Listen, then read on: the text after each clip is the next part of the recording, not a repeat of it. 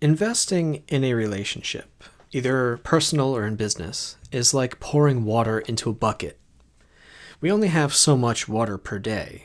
You don't want to pour it into a bucket that leaks, right? As a freelancer, I have many strict rules for myself. For instance, working 8 hours per day, 5 days per week, at a minimum. Working from home, this requires more discipline than one might think. You have access to all your favorite hobbies only inches away, and yet you have to find a way to focus on your work. You have to meet your deadlines.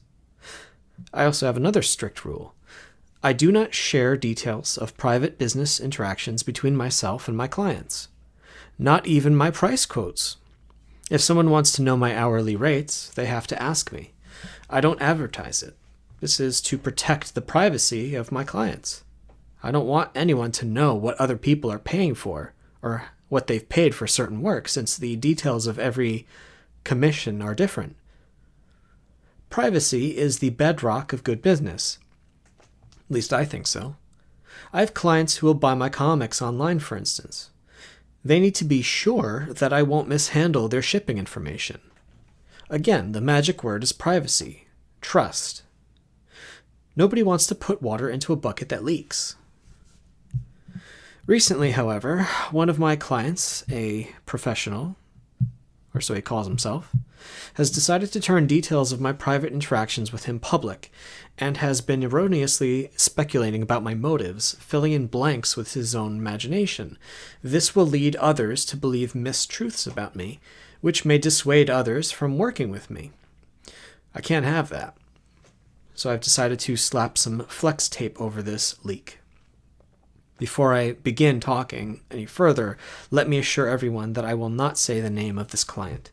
If he's dumb enough to keep talking about me, he can out himself if he wants to.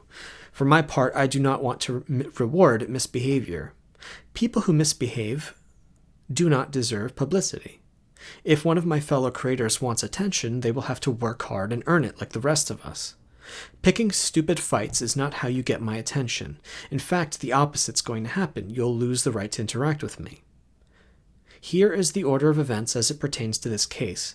Freelancers, I invite you to learn from my mistakes. A couple of months ago, this client got in touch with me and asked me to do a cover for his book. I agreed.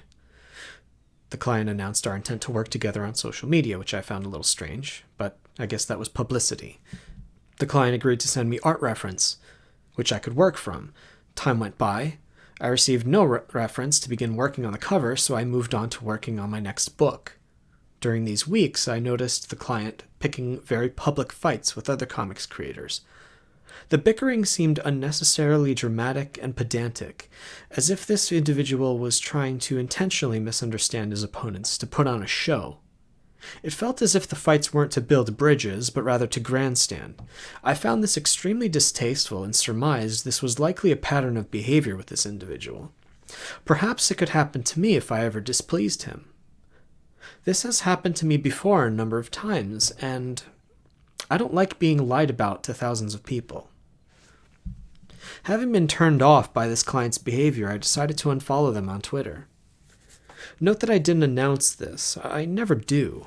I just did it quietly.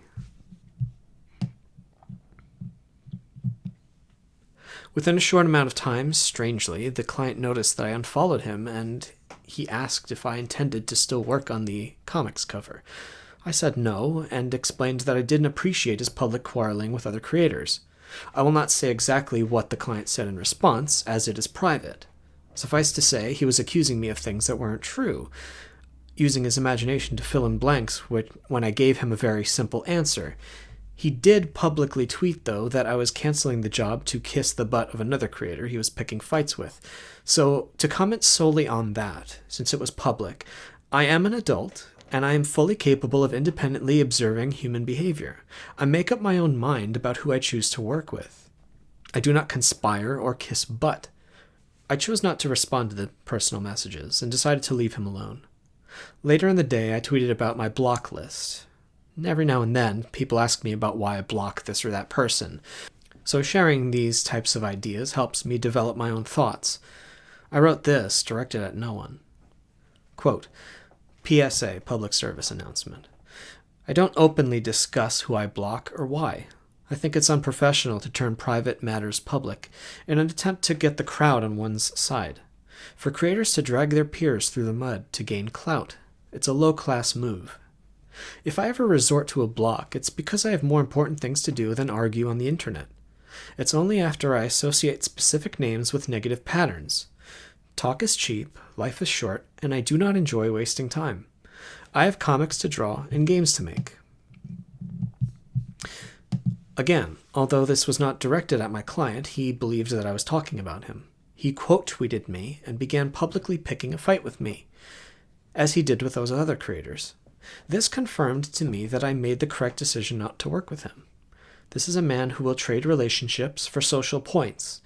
This was not the first time, and it will not be the last. I told him that he wasn't blocked, since he was able to quote-tweet me, but I would be happy to correct that. And that was the end of it, at least as far as I was concerned. He seemed to try to spin this story as if it was some grand conspiracy, as if I had conspired with others to blacklist him. The truth is far simpler. I was turned off by his unprofessional, public behavior and decided to move on to other projects. I wished him well. At no point did this man pay me or reserve my time indefinitely. I had and have every right to decline any job anytime I want for any reason, and I did so.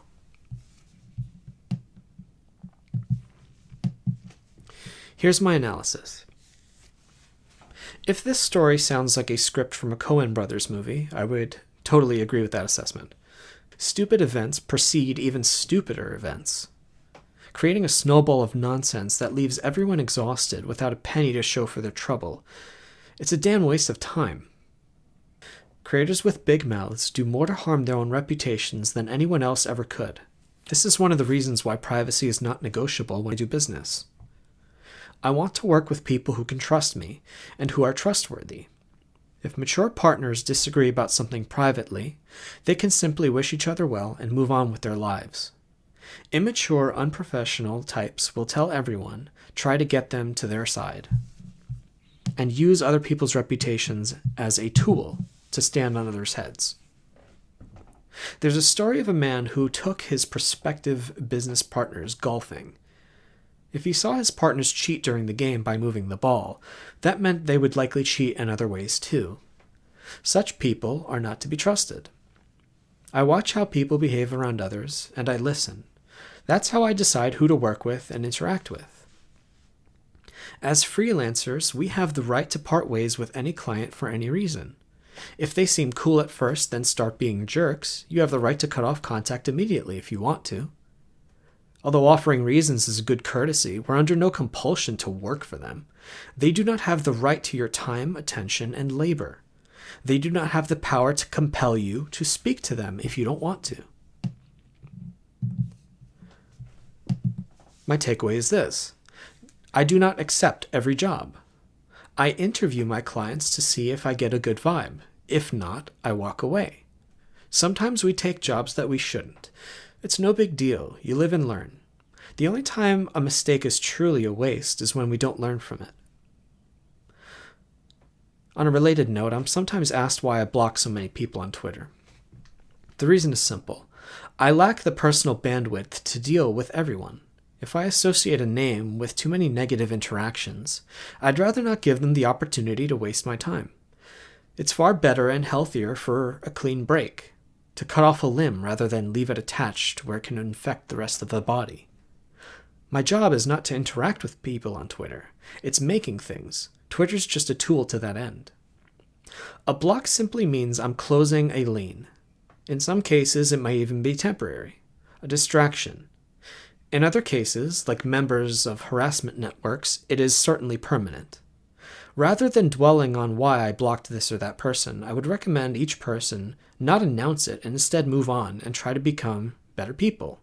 I'll take that advice too, because I am the king of the pricks. The blocks are for my own benefit and everyone else's as well. It's better not to interact if we're just going to have bad interactions. Live and let live. Finally, to the geniuses of indie comics who believe they're better than everyone else and feel slighted that the world doesn't agree that they are worthy of worship, let me remind you of a quote from The Social Network. You may convince yourself that people don't want to work with you because you're some kind of brilliant, misunderstood master of everything. That may not be true, though. It may just be you're an asshole. If you want to develop good professional relationships, prove yourself reliable. If someone proves they have a habit of leaking private information, either publicly or in DMs, they may find themselves working alone for the rest of their career. For my own part, I will not work with such people. In fact, I will actively take away their permission to interact with me. Life is too short to waste pouring water into a leaky bucket.